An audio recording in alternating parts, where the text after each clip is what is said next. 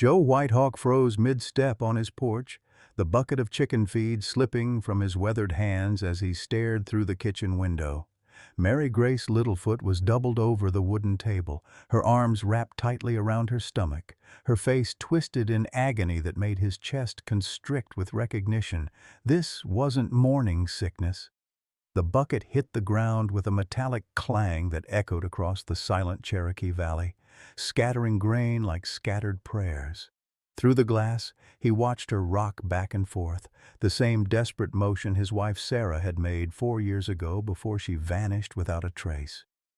Mary Grace's lips moved in what looked like a prayer, but her eyes held the hollow fear of someone who knew death was circling. The cup of strange, dark tea sat steaming beside her, the same herbal mixture Dr. Thornfield had been bringing her for weeks, claiming it would ensure a healthy Cherokee child. "Sweet Jesus," Joe whispered, his hand gripping the porch rail until his knuckles went white. What was that doctor really doing to the women in his care? And how many more were suffering in silence? Leave a like and share your thoughts in the comments along with the city you're watching from now. Let's continue with the story. The Cherokee Valley stretched out like a patchwork quilt beneath the Tennessee mountains, its rolling hills dotted with small farms that had been carved from ancestral lands 50 years before. Joe Whitehawk had built his life here on 200 acres of stubborn red clay and creek-bottom soil, where his grandfather once hunted deer and his grandmother gathered healing herbs. Now, at 52, he worked this land alone, his calloused hands telling the story of every season he'd wrestled crops from earth that seemed determined to break lesser men. 4 years had passed since Sarah disappeared on that October morning when the leaves were turning gold. She'd gone to gather blackberries beyond the ridge and never returned. The sheriff searched for 3 weeks before declaring her another victim of the wild country. Maybe a bear, maybe a fall into one of the limestone caves that honeycombed the mountains. Joe had searched for 3 months more, calling her name until his voice gave out and the first snow made tracking impossible. He still set 2 coffee cups on the kitchen table each morning, a habit that had become both comfort and torment. The loneliness had settled into his bones like winter cold when Mary Grace Littlefoot appeared at his door 6 months ago. She was young, maybe 21, with the kind of desperate quiet that spoke of troubles beyond her years. Her clothes were threadbare, her shoes worn through at the toes, and she carried everything she owned in a flour sack. When she asked for work in exchange for meals and shelter, Joe saw something in her dark eyes that reminded him of a wounded deer, proud but cornered, ready to run or fight depending on how a man moved. "I can cook and clean and mend," she'd said, her Cherokee accent thick with mountain cadence. "I don't eat much and I don't cause trouble." Joe had given her the small cabin behind the main house, the one he'd built for hired hands during harvest season. She kept to herself, spoke only when spoken to, and worked harder than any man he'd ever employed. She cooked cornbread that reminded him of his grandmother's recipe and hummed old Cherokee lullabies while she tended his vegetable garden. Slowly, carefully, they'd built something like trust between them, him offering protection without questions, her offering competence without complaint. The community of Cherokee Valley was small enough that everyone knew everyone else's business, but complicated enough that people minded their own affairs. Mixed-blood families like Joe's lived alongside white settlers who'd married into Cherokee families, creating a patchwork of alliances and tensions that shifted with the seasons. Dr. Samuel Thornfield had arrived from Atlanta 5 years ago, bringing modern medicine to a place where people still relied on root doctors and folk remedies. The white townspeople considered him a godsend. The Cherokee families appreciated his willingness to treat everyone regardless of their ability to pay. Joe had always kept his distance from the doctor, not from any particular dislike, but because he preferred handling problems with his own hands rather than relying on outsiders. Now, watching Mary Grace suffer, He wondered if that independence might have been a dangerous mistake. Joe burst through the kitchen door, his boots heavy on the wooden floor as Mary Grace looked up with startled eyes. She tried to straighten, to compose herself into the careful mask of competence she always wore. But pain bent her forward again like a sapling in a strong wind. "Don't," Joe said, his voice gentler than his sudden entrance. "Don't pretend you're fine when you're clearly not." Mary Grace's hands trembled as she gripped the edge of the table. Her face had gone pale except for 2 spots of fever on her cheeks, and Joe could see the effort it took for her to meet his eyes. "It's nothing, Mr. Whitehawk. Just the baby moving is all." The words hit Joe like a physical blow. Baby. In 6 months of living under his protection, Mary Grace had never mentioned a man, never received letters or visitors, never given any sign that she was anything but a young woman trying to survive on her own. Now she sat before him, obviously with child and obviously in distress, and he felt the familiar weight of responsibility settle across his shoulders like a yoke. "How far along?" he asked, pulling out a chair and sitting across from her. His grandmother had taught him that healing began with listening, not rushing.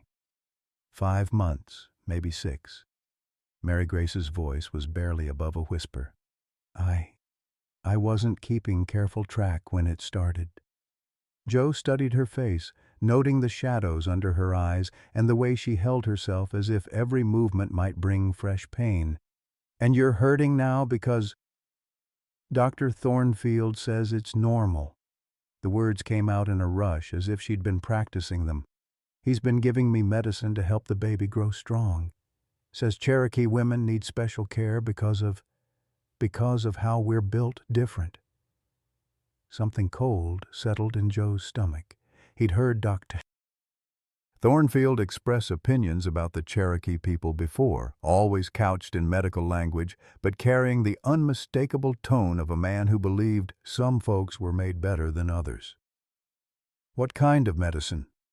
Mary Grace gestured toward the cup of dark tea cooling on the table. The liquid was almost black, with an oily sheen on its surface that caught the morning light strangely. Joe had noticed her drinking similar concoctions for weeks, but had assumed they were traditional Cherokee remedies. Now, looking closer, he could smell something sharp and medicinal beneath the familiar scent of herbs. "He brings it himself," Mary Grace said. "Every few days. Says it's important I take it exactly when he tells me to." She paused, her hand moving protectively to her stomach. "But lately it makes me feel wrong, like something's fighting inside me." Joe reached across the table and touched her forehead. Her skin was hot and damp, the kind of fever that spoke of a body at war with itself. "Has he examined you? Listened to the baby's heartbeat?" He says examinations aren't necessary yet, that the medicine will tell him everything he needs to know about how the baby's growing." Mary Grace's voice grew smaller. "Mr. Whitehawk, I'm scared, not just of the pain, but of disappointing him. He's been so kind, not charging me anything when I can't pay. Says he has a special interest in helping Cherokee mothers." The cold in Joe's stomach spread upward into his chest. Special interest. In his experience, when white doctors took special interests in Cherokee people, it rarely ended well for the Cherokee. "Mary Grace, I want you to tell me something, and I want you to tell me true. Has Dr. Thornfield ever hurt you? Made you do things you didn't want to do?" "No!" The response came too quickly, too forcefully. "No, he's always been proper." "Always talks about helping people, about making sure babies are born healthy and strong." She looked down at her hands.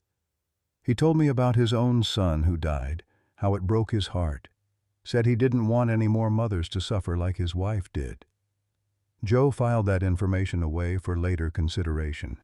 A man's grief could drive him to great kindness or terrible cruelty, and sometimes it was hard to tell the difference until it was too late. What did his son die from? Complications from mixed blood. Mary Grace's voice dropped even lower. Dr. Thornfield says some bloodlines don't mix well, that it can cause problems for babies. That's why the medicine is so important, to make sure my baby doesn't have those problems. Every instinct Joe had developed over 52 years of reading people and situations began screaming warnings. He kept his voice calm, though his hands clenched into fists under the table. And how does this medicine prevent those problems? I don't know exactly. He uses big medical words I don't understand. Mary Grace's eyes filled with tears. I just want my baby to be healthy, Mr. Whitehawk. I can't lose this child. It's all I have left of... She stopped herself, but Joe caught the slip. All she had left of someone. The father, most likely, which raised new questions about where he was and why Mary Grace was facing this alone. Questions that would have to wait, because right now she needed help more than she needed interrogation. When is Dr. Thornfield supposed to come again? Tomorrow morning. He always comes on Sundays after church. Joe nodded, his mind already working through possibilities. Mary Grace, I want you to listen to me carefully. Tomorrow, when he comes, I'm going to be here. I want to hear what he has to say about your condition and this medicine. Fear flashed across her face. Oh no, Mr. Whitehawk, you can't. He doesn't like interference. Says too many people asking questions makes it hard for him to help properly. That, Joe thought grimly, was exactly what he was afraid of. Sunday morning arrived with a chill that spoke of autumn's approach, though the calendar still claimed summer. Joe had spent a restless night wrestling with questions that had no easy answers, and he'd risen before dawn to tend his animals and think through what he was about to do. By the time Dr. Thornfield's black carriage appeared on the horizon, Joe had positioned himself on the front porch where he could see everything but appear to be simply whittling a piece of cedar. Dr. Samuel Thornfield was a man who commanded attention without demanding it. Tall and lean, with silver hair combed back from a high forehead and intelligent gray eyes behind wire-rimmed spectacles, he carried himself with the confidence of someone accustomed to being the smartest person in any room. His medical bag was polished leather, his clothes were well-tailored despite the frontier setting, and his manner suggested a man doing important work in difficult circumstances. "Good morning, Mr. Whitehawk," Dr. Thornfield called as he climbed down from his carriage. "Beautiful day, isn't it? Though I suspect you're wondering what brings me to your property." Joe continued whittling, not looking up. "Mary Grace mentioned you'd been helping her with her condition. Seemed neighborly to thank you for looking after folks who can't afford city doctoring." "Ah, yes, Miss Littlefoot. A fascinating case, actually." Dr. Thornfield adjusted his medical bag and started toward the small cabin behind the main house. Pregnancy in mixed-blood women often presents unique challenges that require specialized attention. Most frontier doctors wouldn't know how to handle such complexities. The casual way he said mixed blood made Joe's jaw tighten, but he kept his voice level. Complexities? Oh yes, the interaction between different racial characteristics can create all sorts of medical complications. Blood compatibility issues, skeletal structure problems, metabolic difficulties.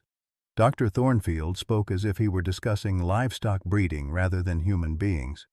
That's why I've developed specific treatments to address these concerns before they become dangerous. Joe set down his whittling knife and looked directly at the doctor for the first time. "And Mary Grace has these problems?" "All mixed-blood pregnancies carry inherent risks. The important thing is early intervention with proper medical protocols." Dr. Thornfield's smile was pleasant and professional, but something in his eyes reminded Joe of a snake deciding whether something was worth striking. "I've been working on these treatments for several years now, with remarkable success rates." "Success in what?"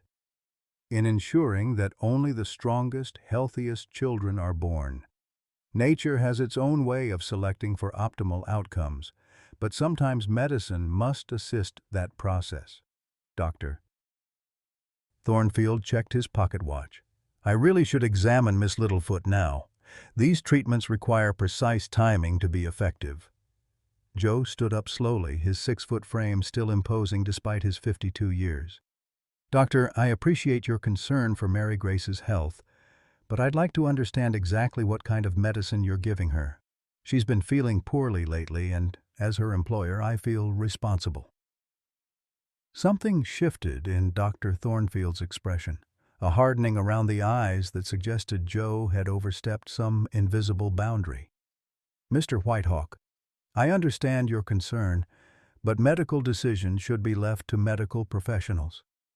Miss Littlefoot is receiving treatment based on the latest scientific understanding of racial physiology. I wouldn't expect someone without medical training to grasp the complexities involved. Try me. Very well, Doctor. Thornfield set down his medical bag and clasped his hands behind his back, adopting the posture of a professor addressing a slow student. The Cherokee bloodline, while admirable in many ways, carries certain genetic weaknesses that become problematic when mixed with Caucasian blood. The resulting children often suffer from physical deformities, mental deficiencies, or constitutional weaknesses that make survival difficult. Joe felt his hands clench into fists. And your medicine prevents this? My treatment helps nature take its proper course. If a pregnancy is viable and the child likely to be healthy, the medicine supports normal development. If, however, the genetic combination is problematic, Dr. Thornfield shrugged eloquently. Well, it's kinder to all involved if such pregnancies don't continue to term. The words hit Joe like a physical blow. He'd heard rumors of such thinking from Atlanta and other cities, white doctors who believed they could improve humanity by deciding which children deserved to be born. But hearing it applied to Mary Grace, to her unborn child, to his own Cherokee heritage, filled him with a rage so pure it nearly blinded him. You're talking about killing babies. I'm talking about preventing suffering. Mr. Whitehawk, surely you've observed the difficulties faced by mixed-blood children in our society? They belong fully to neither race, accepted completely by neither community. Many struggle with health problems, learning difficulties, behavioral issues. Is it not more merciful to prevent such suffering before it begins? Joe took a step closer to the doctor, close enough to see the self-righteous conviction in the man's eyes. And who decides which children deserve to live? Medical science, Mr. Whitehawk. Objective, scientific analysis based on genetic probability and social outcome studies. Personal feelings and primitive sentimentality have no place in such decisions. Dr. Thornfield picked up his medical bag again. Now I really must see to Miss Littlefoot. Time is quite critical at this stage of treatment.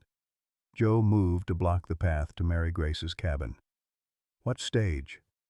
The assessment period is nearly complete. Within the next few days, the medicine will have determined whether this pregnancy should continue. Dr. Thornfield's voice carried a note of impatience now. Please step aside, Mr. Whitehawk. You're interfering with necessary medical care. No, Joe said quietly. I don't think I am. For the first time, Dr. Thornfield's professional mask slipped entirely, revealing something cold and dangerous underneath. Mr. Whitehawk, I would hate for word to spread that you prevented a pregnant woman from receiving proper medical attention. Such negligence could have serious legal consequences for a man in your position. Joe smiled grimly. He'd faced down bears, outlaws, and federal agents who wanted to relocate his family to Oklahoma. He wasn't about to be intimidated by a doctor with delusions of godhood. Doctor, he said, I think you better leave now, and don't come back. Dr. Thornfield's carriage had barely disappeared beyond the ridge when Joe found Mary Grace sitting on her cabin steps, tears streaming down her face. She looked up at him with the expression of someone who'd just watched her last hope drive away, and Joe felt his heart break a little more. "He's not coming back, is he?" she whispered. "You sent him away." Joe sat down beside her on the weathered wooden step, close enough to offer comfort but far enough to respect her space. "Mary Grace, that man wasn't trying to help you. He was trying to hurt your baby. You don't understand." Her voice cracked with desperation. "Without his medicine, my baby might be born wrong, deformed." Dr. Thornfield explained about mixed blood, about the problems that can happen when Cherokee and white blood combine. He was trying to make sure my child would be healthy. The pain in her voice cut Joe deeper than any physical wound. This young woman, alone and afraid, had been convinced that her own heritage was a disease that needed treating. "Mary Grace, look at me." She turned, her dark eyes swimming with tears and confusion. "My grandmother was full Cherokee. My grandfather was Irish. My mother was their child, and she was the strongest, smartest, most beautiful woman in 3 counties. She could outwork any man, outthink any politician, and outlove any mother who ever lived." Joe's voice grew stronger with each word. "My father was half Cherokee too, and he built this farm from nothing with his bare hands. There's nothing wrong with mixed blood. There's nothing wrong with you or your baby." Mary Grace stared at him for a long moment, hope and doubt warring in her expression. "But Dr. Thornfield showed me medical books, scientific studies about genetic problems and blood compatibility. He knew things about medicine that he knew how to scare a young woman into believing lies." Joe stood up and extended his hand to her. "Come on, we're going to take a ride." "Where?" "To see Dr. Rebecca Morrison in Knoxville. She's a real doctor, and she's delivered more Cherokee babies than anyone in Tennessee. If there's something wrong with your pregnancy, she'll tell us straight. If there isn't, you'll know, Doctor." Thornfield was lying. Mary Grace took his hand and let him help her to her feet, but fear still shadowed her features.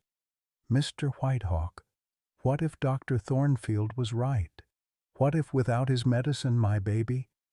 Then we'll deal with whatever comes, but we'll deal with it based on truth, not on the twisted ideas of a man who thinks he has the right to decide which children deserve to live." The journey to Knoxville took most of the day, traveling by wagon over mountain roads that tested both the springs and Joe's patience. Mary Grace sat beside him, one hand protectively cradling her belly, lost in thoughts she didn't share. Joe found himself stealing glances at her, noting details he'd missed before. The way she unconsciously hummed Cherokee lullabies when she thought no one was listening.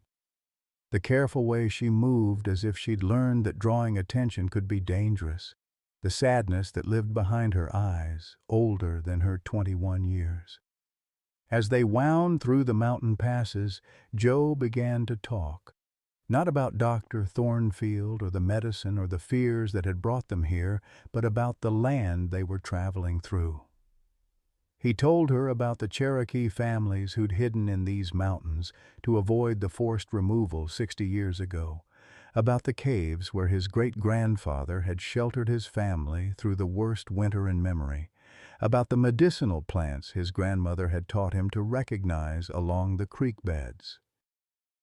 "She used to say that the earth provides everything we need for healing," Joe said as they passed a stand of willow trees. "But it takes wisdom to know what's medicine and what's poison. Sometimes they look exactly the same until you know what to look for." Mary Grace nodded thoughtfully. "My mother used to gather herbs too. Before she died, she tried to teach me, but I was young and more interested in playing than learning." Her voice grew soft with memory. "I wish I'd paid better attention.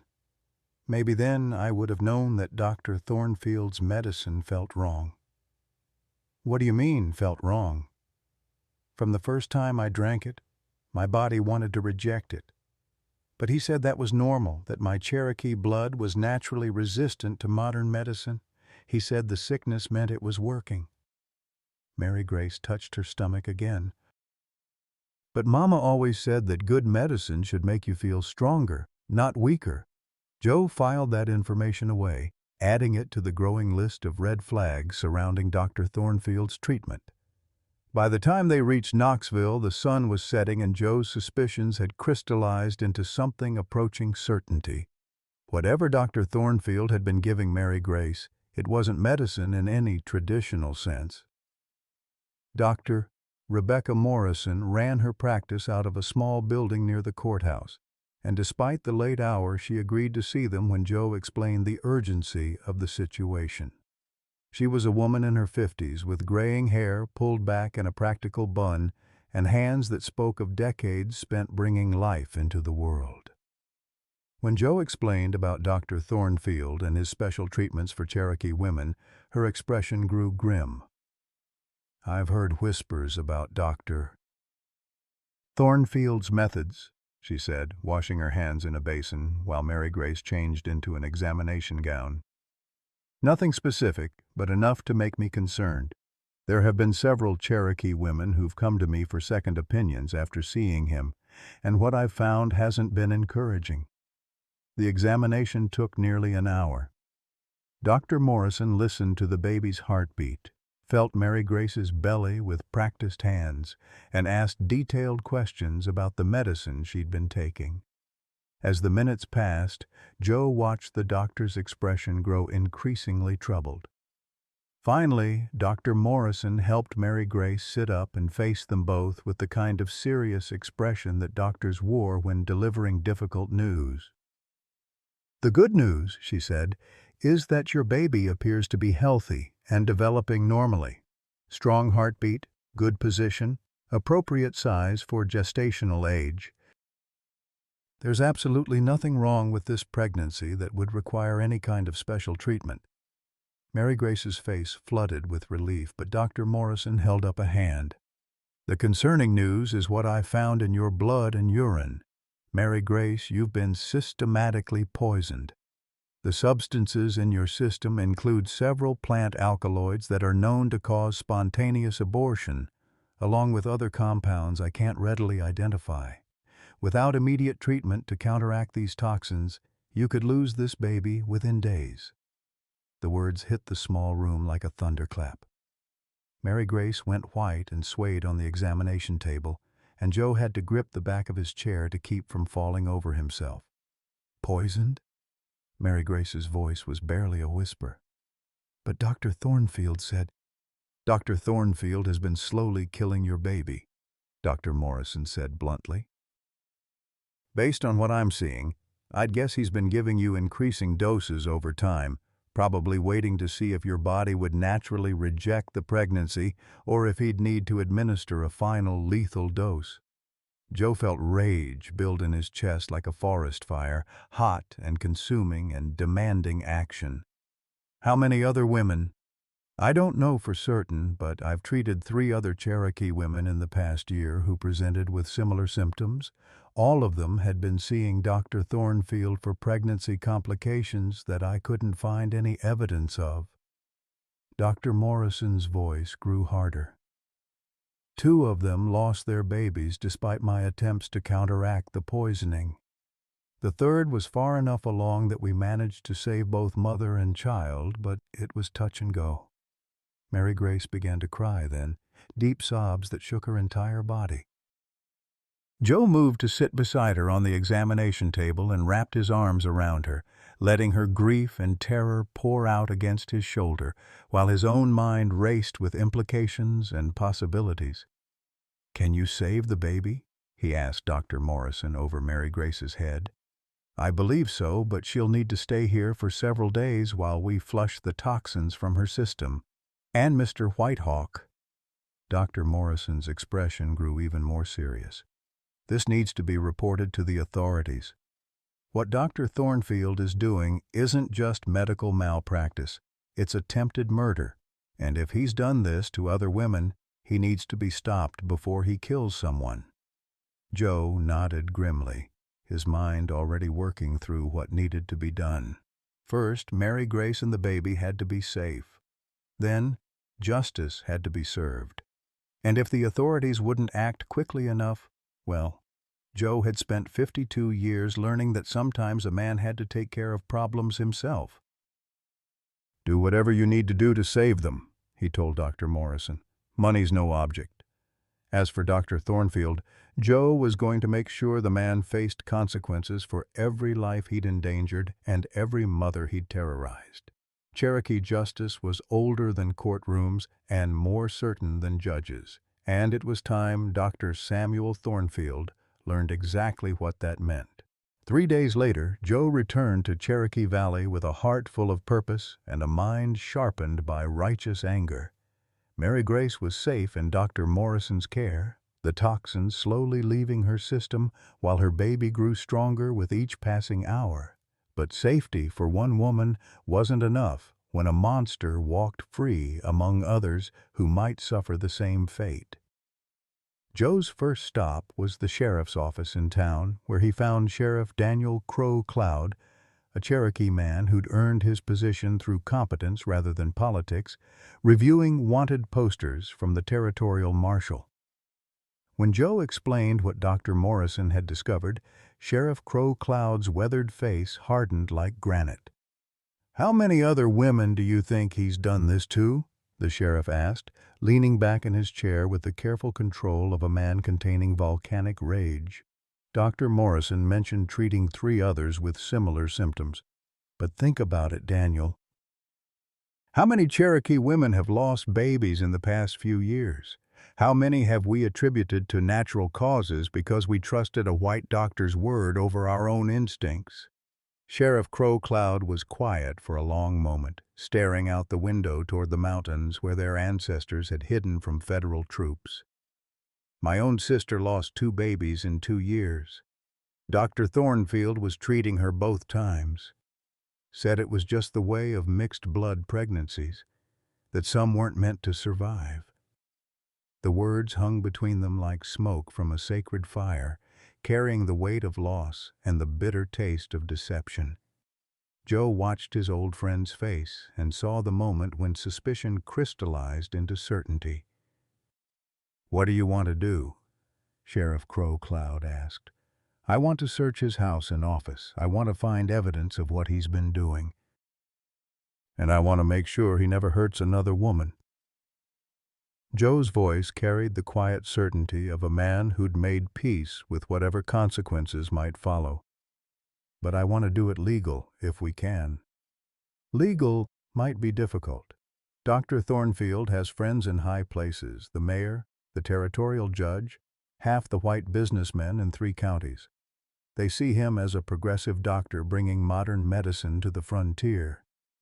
Sheriff Crow Cloud stood up and reached for his gun belt. "But illegal might be satisfying." They rode to Dr. Thornfield's house as the sun climbed toward noon, finding the doctor's carriage in the yard and smoke rising from the chimney. The house itself was impressive for the frontier, 2 stories of whitewashed wood with glass windows and a wide porch that spoke of prosperity and respectability. It was exactly the kind of home that would convince people its owner was above suspicion. Joe and Sheriff Crow Cloud approached the front door with the careful alertness of men who'd learned that dangerous animals often wore civilized disguises. When Dr. Thornfield answered their knock, his professional mask was firmly in place, but Joe caught a flicker of something, surprise, calculation, perhaps fear, in the man's gray eyes. "Sheriff, Mr. Whitehawk, what an unexpected pleasure. I trust Miss Littlefoot is well. I was quite concerned when she missed her appointment Sunday." "That's what we're here about," Sheriff Crow Cloud said, his hand resting casually on his gun butt. "We'd like to ask you some questions about your treatment methods." Of course. Please, come in." Dr. Thornfield stepped back to allow them entry, but Joe noticed how his eyes darted toward a closed door at the rear of the house. "Though I must say, any questions about patient care should really be directed through proper medical channels. Patient confidentiality, you understand."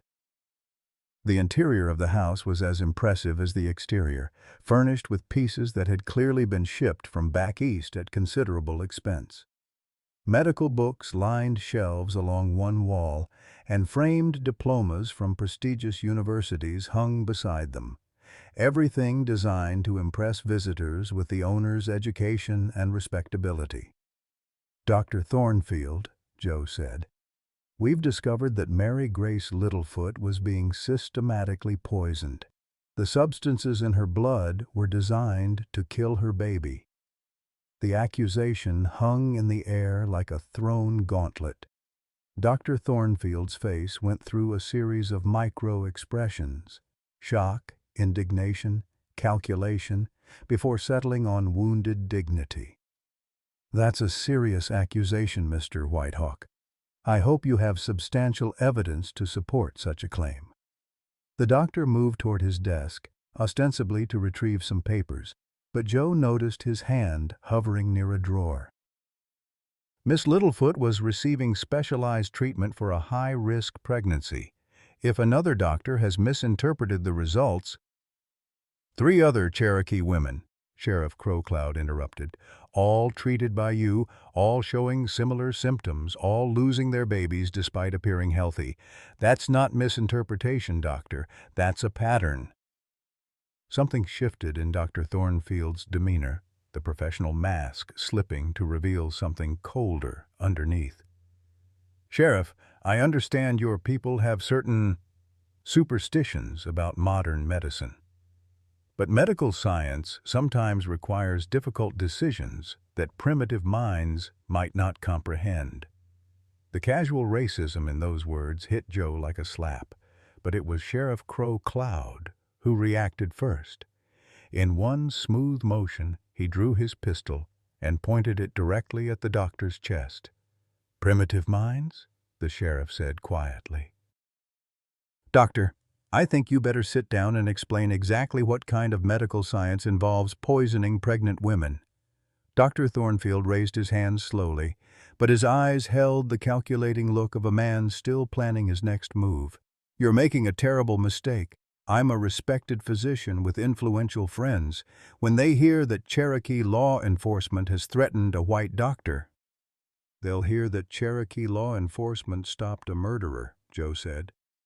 He moved toward the closed door Dr. Thornfield had glanced at earlier. "What's behind this door, doctor?" "That's my private study. Nothing that would interest you, I assure you."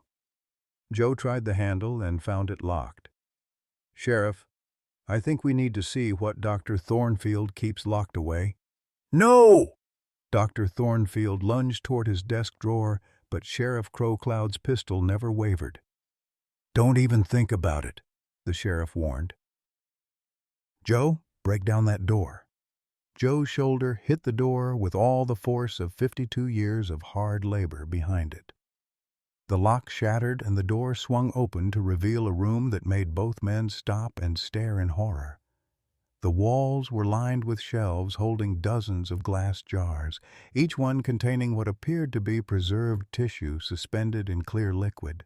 A large desk dominated the center of the room, covered with notebooks filled with meticulous handwriting and detailed drawings.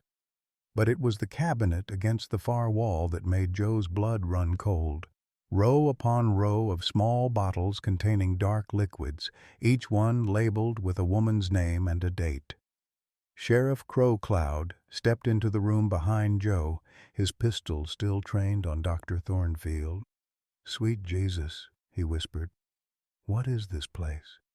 Dr. Thornfield's mask had fallen completely away now, revealing the true face of the man underneath, brilliant, obsessed, and utterly without conscience. "It's the future," he said, his voice carrying the fervor of a zealot. "A future where only the strongest, purest children are allowed to survive, where genetic contamination is prevented before it can spread." Joe picked up one of the notebooks and began reading. The entries were methodical, clinical, and absolutely horrifying. Each page documented a different woman, her pregnancy, the gradual administration of increasingly toxic doses, and the ultimate outcome. Some entries ended with pregnancy terminated successfully. Others noted subject expired along with fetus. How many? Joe's voice was barely a whisper. How many women have you killed?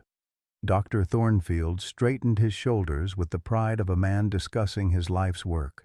17 unsuccessful pregnancies prevented over 4 years, each one a victory against genetic degradation, each one a step toward a cleaner, stronger future for this territory. The words hit Joe like physical blows. 17 women, 17 babies, 17 families destroyed by one man's twisted vision of racial purity. And somewhere in that number, he was suddenly, horrifyingly certain, was an explanation for why his wife Sarah had never come home from gathering berries 4 years ago. Sarah, Joe whispered, the name falling from his lips like a prayer and a curse combined. He grabbed Dr. Thornfield by the front of his shirt and slammed him against the wall hard enough to rattle the glass jars on their shelves. "Where is my wife?" Dr. Thornfield's eyes widened with what might have been genuine surprise, though it was hard to tell where calculation ended and authentic emotion began. "Your wife, Mr. Whitehawk. I'm afraid I don't understand. Sarah Whitehawk. She disappeared 4 years ago while gathering berries. She was 3 months pregnant with our first child." Joe's voice grew dangerously quiet, the kind of calm that preceded storms. "I searched every cave, every creek bed, every animal trail in these mountains, but I never thought to look in the basement of a respected doctor."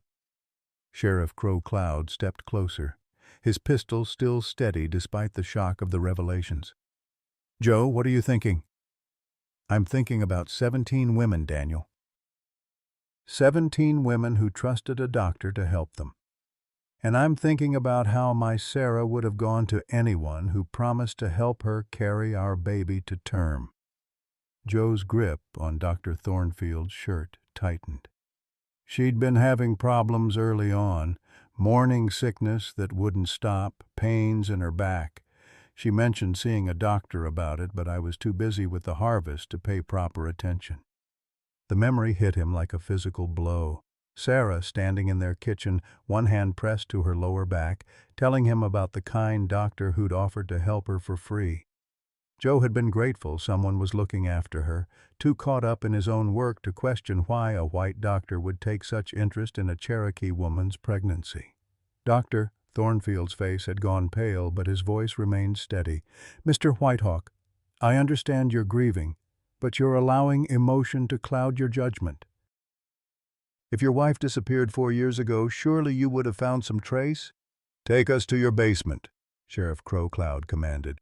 "Now, I don't have a basement. This house is built on a stone foundation." Joe released Dr. Thornfield's shirt and stepped back, his eyes scanning the room with new purpose. The house might not have a basement, but that didn't mean there weren't other places to hide evidence. He moved to the desk and began opening drawers systematically, ignoring the doctor's protests about warrants and proper procedures. In the bottom drawer, underneath a stack of medical journals, Joe found what he was looking for. A leather-bound ledger, different from the notebooks on the desk. This one was older, more worn, and when he opened it, he found entries dating back 5 years. Each entry documented not just treatments, but locations. GPS coordinates, he realized, though the doctor would have called them surveying marks. "What are these numbers?" Joe asked, holding up the ledger. Dr. Thornfield had gone completely silent, his face ashen but his eyes calculating. Sheriff Crow Cloud moved closer to read over Joe's shoulder. "Those look like land coordinates," the sheriff said slowly. "Joe, I think he's been mapping where he buried them." Joe's voice was hollow with realization. 17 women didn't just disappear. They were murdered and buried, and this monster kept a record of exactly where. Joe flipped through the pages, looking for an entry from 4 years ago, looking for his wife's name or some reference that would confirm his growing certainty. When he found it, the world seemed to tilt on its axis. Sarah Whitehawk, mixed blood. 3rd month gestation. Subject proved resistant to standard dosages, required direct intervention. Joe's voice broke as he read the clinical description of his wife's murder. Disposal coordinates 35.2431, 83.9129. Personal effects retained for study. The ledger fell from Joe's nerveless fingers as the full weight of truth crashed down on him. Sarah hadn't disappeared. She hadn't been killed by a bear or fallen into a cave. She'd been murdered by a man who saw her pregnancy as a genetic problem to be solved, her life as expendable in service of his twisted vision of racial purity. Sheriff Crow Cloud caught the ledger as it fell and continued reading. His face grew grimmer with each entry. Joe, this goes back 5 years, and it's not just Cherokee women. Mixed-blood families, poor white women who couldn't pay for proper medical care, anyone he considered genetically undesirable. Personal effects retained for study. Joe repeated numbly. What personal effects? Dr. Thornfield finally spoke, his voice carrying the cold satisfaction of a man who'd kept his darkest secrets too long. The wedding ring was particularly interesting. Cherokee silverwork, but with Celtic knotwork along the band, a perfect symbol of the genetic contamination I've dedicated my life to preventing. Joe moved so fast that even Sheriff Crow Cloud didn't have time to react. His hands closed around Dr. Thornfield's throat. 4 years of grief and rage and guilt finally finding their target. The doctor's feet left the ground as Joe lifted him against the wall, watching the life begin to fade from the same gray eyes that had looked at Sarah and seen nothing but a problem to be eliminated. "Joe!" Sheriff Crow Cloud's voice cut through the red haze of fury. "Joe, stop! We need him alive!" "Why?" Joe's voice was barely recognizable, raw with pain and murderous intent. "So he can stand trial? So he can convince a jury that he was just practicing medicine? So he can walk free while 17 women lie in unmarked graves? Because Mary Grace needs to know her baby is safe. Because those other families deserve to know what happened to their daughters and wives. Because if you kill him now, we'll never find all the bodies." The words penetrated Joe's rage just enough to make him hesitate. Dr. Thornfield was gasping for air, his face turning purple, but his eyes still held that calculating look that suggested he was already planning his defense, his escape, his return to the work he considered so important. Joe loosened his grip just enough to let the doctor breathe, but didn't release him entirely. "Where is she buried?" I don't recall the specific." Joe's hands tightened again, and Dr. Thornfield's protest turned into choking sounds. "The coordinates are in the book," Sheriff Crow Cloud said quietly. "Joe, let him go. We'll find her. We'll find them all, and then we'll make sure justice is done." Joe held Dr. Thornfield against the wall for another long moment, feeling the man's pulse flutter beneath his fingers like a trapped bird. It would be so easy to squeeze just a little harder, to end the life of the monster who destroyed so many others. But Sarah's voice seemed to whisper in his memory, reminding him of the man she'd married, the man she'd believed in, the man who'd never taken justice into his own hands no matter how much he'd been provoked. Slowly, reluctantly, Joe released his grip and stepped back. Dr. Thornfield collapsed to the floor, gasping and clutching his throat, but alive. "We do this legal," Joe said, though his voice shook with the effort of restraint. "But if the law fails, if this monster escapes justice, then Cherokee law will have something to say about it." Sheriff Crow Cloud nodded grimly and pulled out his handcuffs. "Dr. Samuel Thornfield, you're under arrest for the murder of Sarah Whitehawk and 16 other women. You have the right to remain silent, though I suspect you'll have plenty to say before this is over." As the sheriff secured the handcuffs, Joe picked up the leather ledger and held it against his chest like a sacred text. Somewhere in these pages was a map to his wife's grave, and to the graves of 16 other women who'd trusted the wrong man with their lives and the lives of their children. The search for justice was just beginning, but at least now Joe knew where to start looking. The coordinates led them to a clearing deep in the Cherokee National Forest where ancient oaks formed a natural cathedral and morning mist clung to the ground like the breath of spirits. Joe stood at the edge of the clearing with a shovel in his hands and a heart full of dread, knowing that somewhere beneath his feet lay the answer to 4 years of sleepless nights and unanswered prayers. Sheriff Crow Cloud had brought 3 deputies and the territorial marshal, a grim-faced man named Harrison, who'd seen enough frontier justice to know when the law had failed to protect the innocent. They'd also brought Dr. Morrison from Knoxville, whose medical expertise would be needed to properly document what they expected to find. According to the ledger, your wife should be about 30 yards northeast of that lightning-struck pine, Sheriff Crow Cloud said quietly, consulting the notebook they'd taken from Dr. Thornfield's house. Joe, you don't have to do this yourself. My deputies can... No. Joe's voice was steady, though his hands trembled slightly as he gripped the shovel handle. I couldn't protect her when she was alive. The least I can do is bring her home myself. The digging took 2 hours. 2 hours of breaking through root-tangled earth while Joe's mind wandered through memories of Sarah laughing in their kitchen, singing Cherokee lullabies to the baby she'd never get to hold, planning the future they'd never get to share. When his shovel finally struck something that wasn't dirt or stone, Joe's legs nearly gave out beneath him. I found her, he whispered. Then louder, I found her. Dr. Morrison stepped forward with the careful professionalism of someone who'd seen too much death to let emotion cloud her judgment.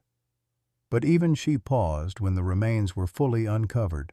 Sarah Whitehawk had been buried in a simple wooden box, and somehow Dr. Thornfield had preserved enough evidence to tell the story of her final days. There are clear signs of poisoning, Dr. Morrison said after her preliminary examination. The bone discoloration suggests arsenic or a similar heavy metal, probably administered over several weeks, and... She paused, her professional composure cracking slightly. Joe, I'm sorry. The fetal remains suggest she was farther along than 3 months, closer to 5. The words hit Joe like a physical blow. 5 months. Sarah had been carrying their child for 5 months, far enough along that they might have felt the baby move, might have started choosing names, might have begun to believe their dreams of family were finally coming true. Instead, Dr. Thornfield had slowly murdered them both while pretending to provide medical care. There's something else, Dr. Morrison said gently. Something you should see before we remove the remains. She pointed to Sarah's left hand where a tarnished silver ring still circled her finger. Joe recognized it immediately, the wedding band he'd made for her himself, incorporating traditional Cherokee silverwork with Celtic knots to honor both their heritages. The same ring Dr. Thornfield had described as a symbol of genetic contamination. Joe knelt beside the grave and carefully worked the ring free from Sarah's finger. Despite 4 years in the ground, the silver was still beautiful, still carrying the love and hope he'd hammered into it when they were young and believed the world was full of possibilities. She never took it off, he said quietly. Even when she was dying, even when she was afraid, she kept wearing the ring that said she belonged to someone who loved her. Marshal Harrison cleared his throat. Mr. Whitehawk, I know this is difficult, but we need to locate the other graves before nightfall. Dr. Thornfield's ledger contains 16 more sets of coordinates, and each one represents a family that deserves answers. Joe stood slowly, slipping Sarah's ring onto his own finger beside the one he'd never stopped wearing. Then let's find them all. The next 6 hours were a nightmare of systematic excavation. Grave after grave revealed the same pattern. Young women, most of them pregnant, all showing signs of prolonged poisoning. Some had been buried with personal effects that told heartbreaking stories. A baby blanket sewn by hand, a letter to a husband who would never receive it, a small wooden toy carved for a child who would never be born. Each discovery brought new families forward.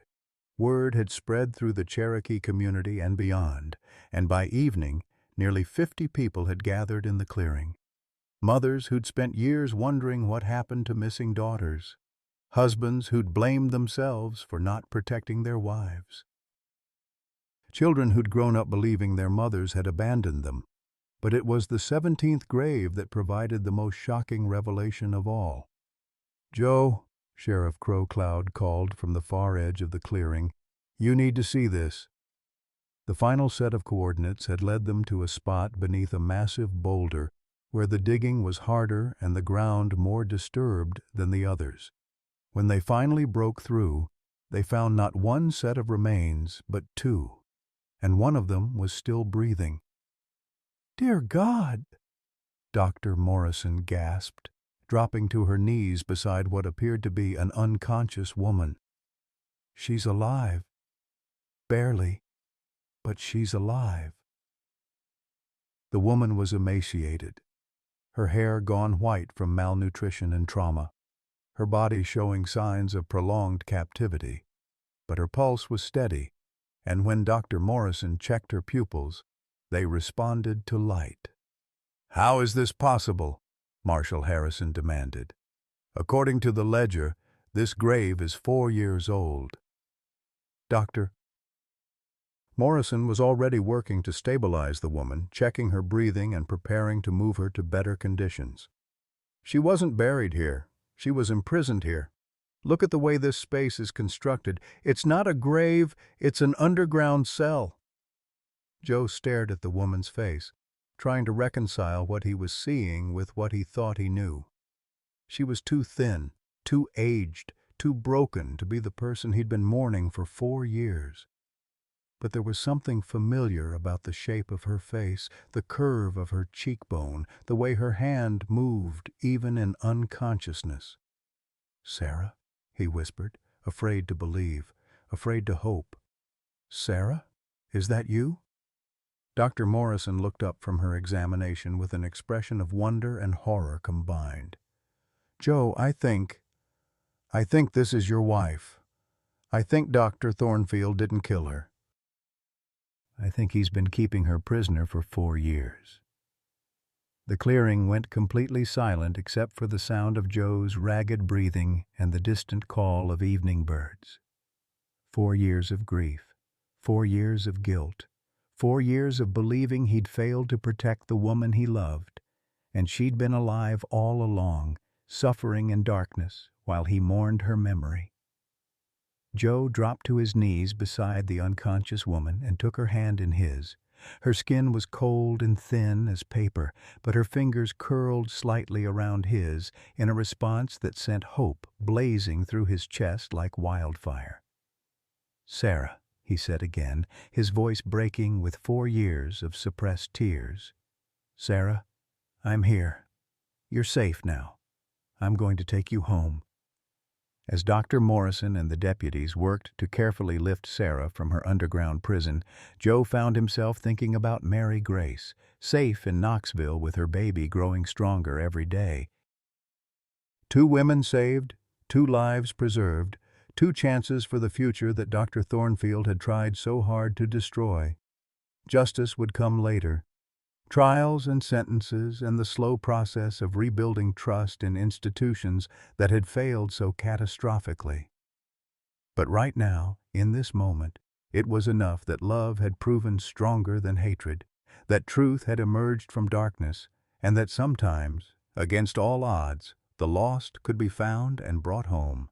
3 months later, the first snow of winter dusted the Cherokee Valley like a blessing, transforming the familiar landscape into something clean and new.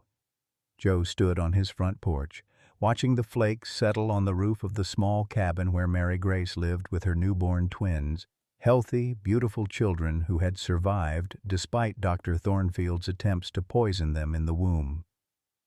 The sight of smoke rising from her chimney filled him with a satisfaction deeper than any harvest he'd ever brought in. Sarah sat in the rocking chair beside him, wrapped in the quilt her grandmother had made 50 years ago. 4 months of careful nursing had brought color back to her cheeks and strength back to her voice, though she still moved with the careful deliberation of someone who'd learned that safety could disappear without warning. The scars of her captivity would never fully heal, but each day brought small victories: a full meal eaten without nausea, a night's sleep without nightmares, a moment of laughter that came naturally instead of forced.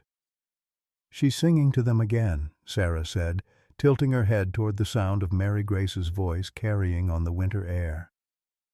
The young woman was humming an old Cherokee lullaby, the same one Sarah's own mother had sung, the same one they would have sung to their own child if Dr. Thornfield hadn't stolen that chance from them. Joe reached over and took his wife's hand, feeling the weight of her wedding ring against his palm. He'd slipped it back onto her finger the day she'd awakened fully in Dr. Morrison's clinic, and she'd worn it every day since, a silver reminder that some bonds couldn't be broken even by 4 years of darkness. "The boy looks like you did as a baby," Sarah continued, her voice soft with contentment. "All serious eyes and stubborn chin." "The girl has Mary Grace's smile, but your grandmother's nose. They're going to be beautiful children." Joe nodded, watching as Mary Grace appeared in her doorway to shake out a small blanket. She'd gained weight since leaving Knoxville, her face filling out from the hollow-cheeked desperation he'd first seen 6 months ago. More importantly, she'd gained confidence.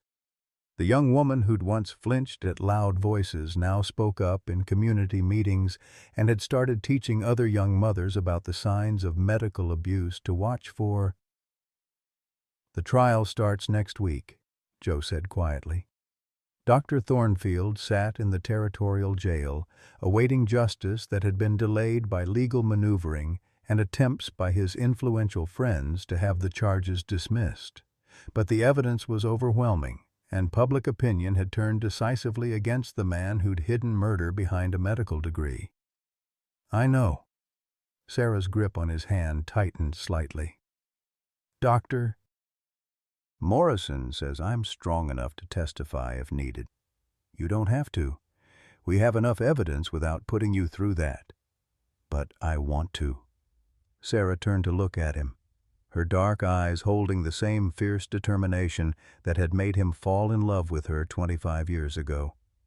"I want to look him in the face and tell the world what he did.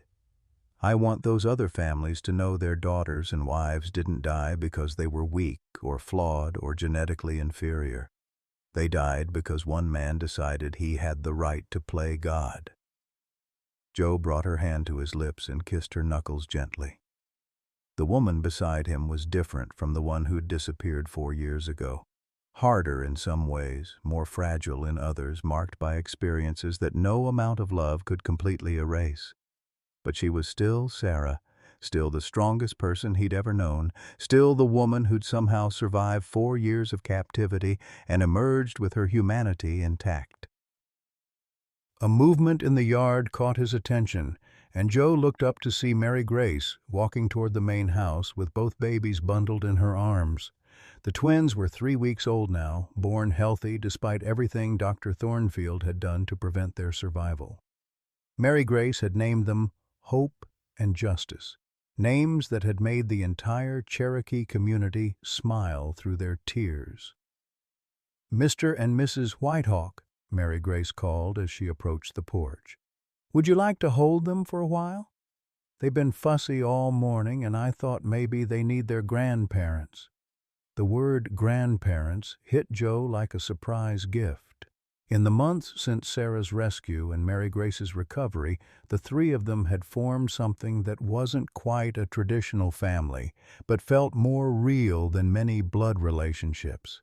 Mary Grace had never known her own parents, and Joe and Sarah had lost their chance at biological children. Somehow, they'd found each other and created something new, a family bound not by genetics, but by shared survival and mutual love. Sarah stood carefully and reached for baby Hope, her face lighting up with the same joy Joe remembered from their early marriage when they dreamed of children of their own.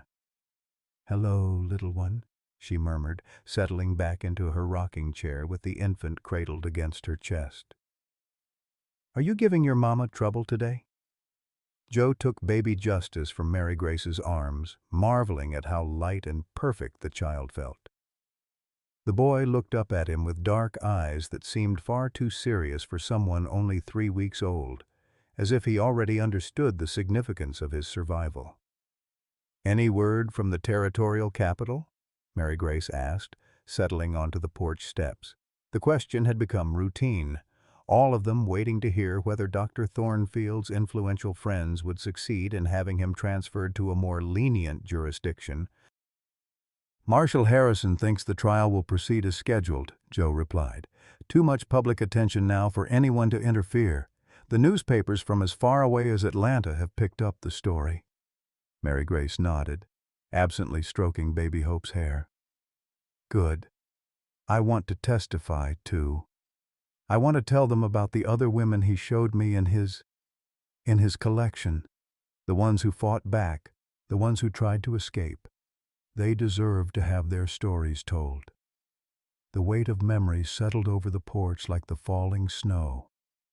In the months since Dr. Thornfield's arrest, more details had emerged about the scope of his crimes.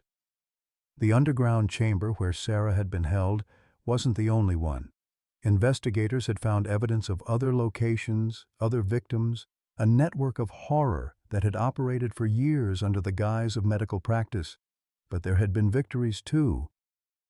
7 other women had been found alive in various stages of captivity, all of them now recovering with families who'd thought they were dead. The Cherokee community had rallied around the survivors, providing care and support and the kind of justice that couldn't be delivered by courts alone. "The important thing," Sarah said, her voice carrying the wisdom that came from surviving the unthinkable, "is that we're all here, we're all alive, and these children get to grow up in a world where people are watching out for each other." As if summoned by her words, other members of the community began appearing in the yard. Sheriff Crow Cloud arrived with his wife and 2 daughters. Dr. Morrison had driven up from Knoxville to check on her patients. Neighbors appeared with covered dishes and offers to help with whatever needed doing. It had become a weekly tradition, the Cherokee Valley community gathering at the White Hawk Farm to share food and stories and the comfort of being together. Joe looked around at the faces surrounding his porch and felt a contentment deeper than any he'd known before. Dr.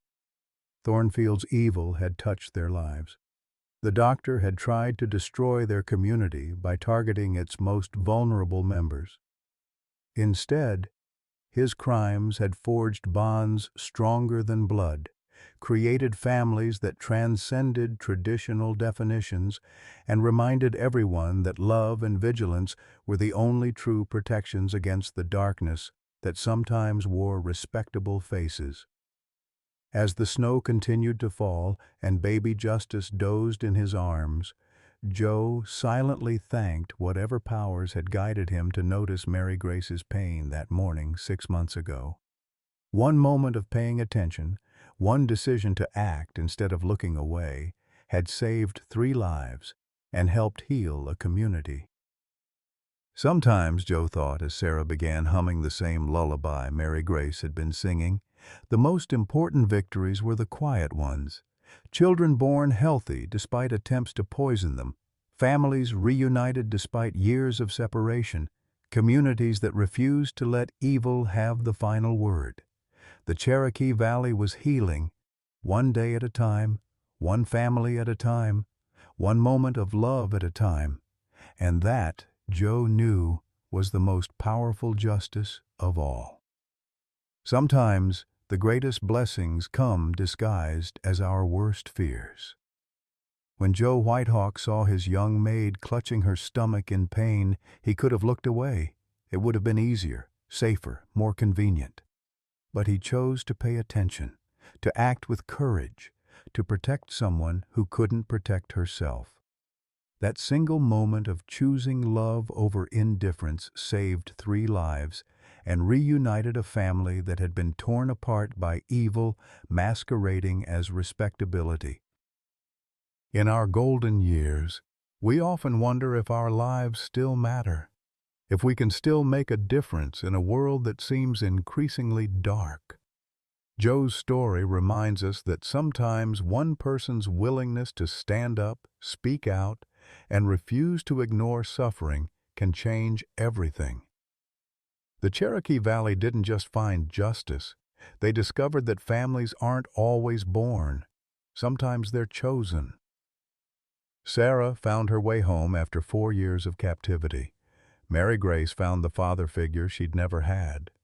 And 2 babies who were meant to die instead became symbols of hope and survival. True happiness isn't the absence of struggle.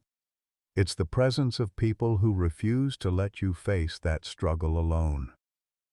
What moment in your life did you choose courage over convenience, and how did it change everything? Have you ever found family in unexpected places during your later years? Share your story in the comments below. Your experience might be exactly what someone else needs to hear today.